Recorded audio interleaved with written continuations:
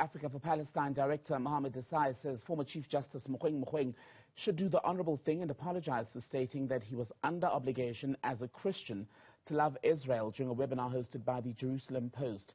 The Judicial Conduct Appeals Committee has upheld a ruling that Mogoeng was in breach of the Judicial Code of Conduct. Here's the background.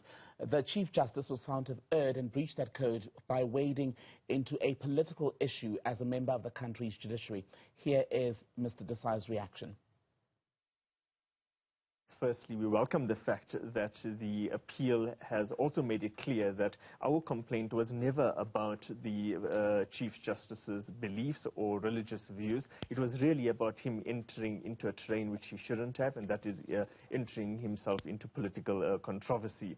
He was out of line, and this is what the appeals committee has found. But secondly, we really hope that Chief Justice Mogoeng, or former Chief Justice Mogoeng, stops being a muhu and he apologizes. I mean, the road has really reached its end, and he should do the right thing, he should do the gracious thing, and he should abide by the various decisions that have now come out from our judicial watchdog. Well, Desai has also described Mogoeng as an egocentric and morally flawed individual. He could take this on review from what we've been advised. He will probably lose the review process. And ultimately, if he still refuses to make the apology, he could be impeached, losing, of course, all the benefits, but also really tarnishing his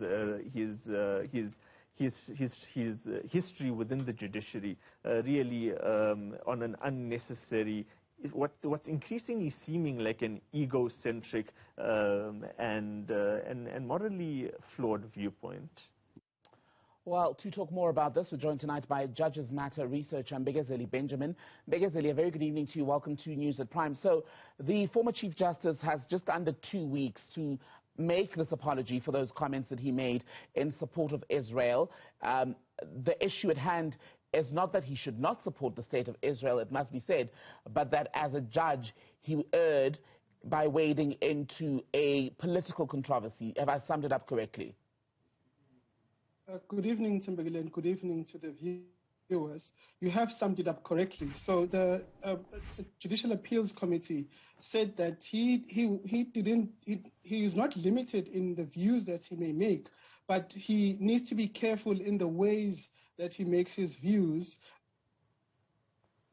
and considering the position that he holds as a senior member of the judiciary. So the code of conduct is quite clear that judges may not involve themselves in political controversy or an issue of political controversy. And so when they speak publicly, they have to speak in very restricted means in order for them to respect the office that they hold, but also to protect and promote the reputation of the judiciary and in turn the rule of law. So does the controversy itself then matter less, I wonder, Mbegazeli, now that Mogoeng is former Chief Justice? Not necessarily, because judges hold office for life.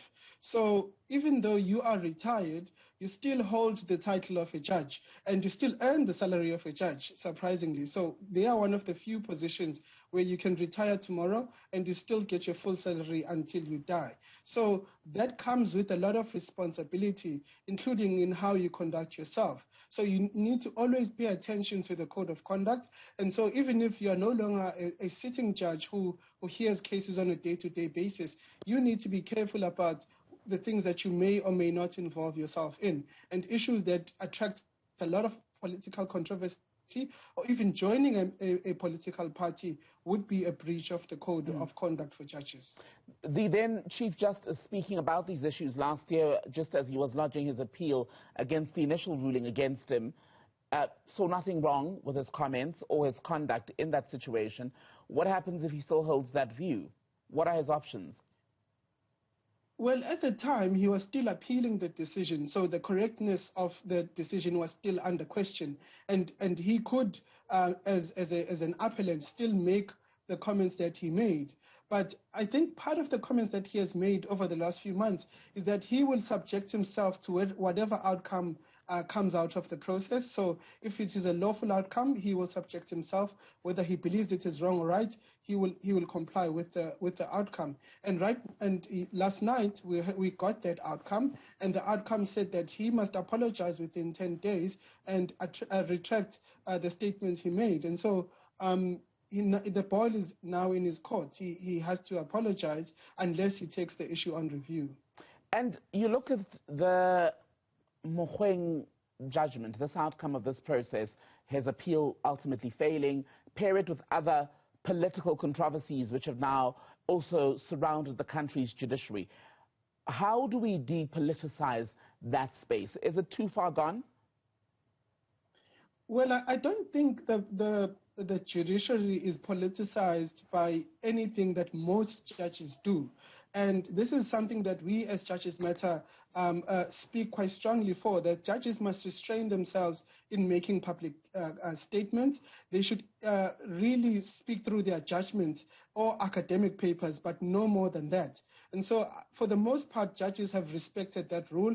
There have been a few who've strayed on that rule, including Chief Justice Mogoeng, who now finds himself into trouble.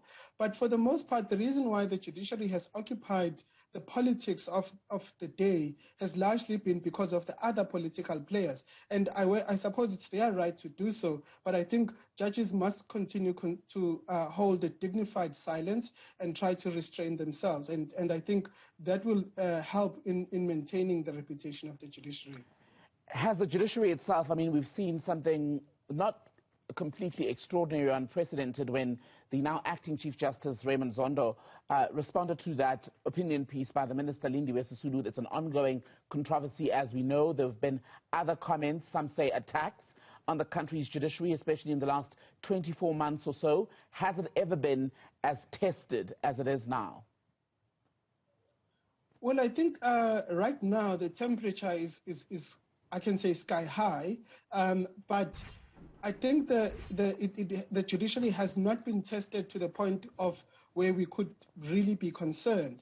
At the moment, there have been attacks made against the judiciary, most of them completely unfair, but there has also been a strand of legitimate criticism, which I think judges must and think about seriously. But so far, I think the reason why Justice Zondo came out strongly in response to Minister Sisulu, for example, has been because the nature of the attack has been very, very gratuitous, and it wouldn't have been well for the acting Chief Justice not to say anything. He needed to speak out, and we hear that he has the endorsement of the leadership of the judiciary. So that was an important moment, but for the most part, I think the judges have tried to keep their hands away from political issues. Quick final one. You mentioned something about areas where perhaps the criticism of the judiciary may have been justified. Which are those?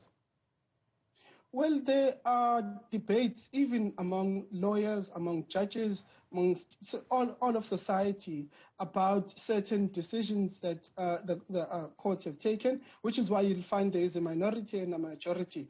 And I think back, one of the most interesting debates that are raging is on the Nkandla judgment, for example, which said the public protector's powers are binding. That is a legal academic debate, and which the richness of the debate is informing the legal principles that develop. There are other judgments, including ones on corruption, ones on recently on the issue of FAT and SET. All of those are important debates. There are critiques of judgments, and judges learn from that. But to just make ad hominem attacks on judges is what is really unhelpful and also unfair. Mbegazeli Benjamin, researcher with Judges Matter. Always good to speak to you. Thank you for your time tonight.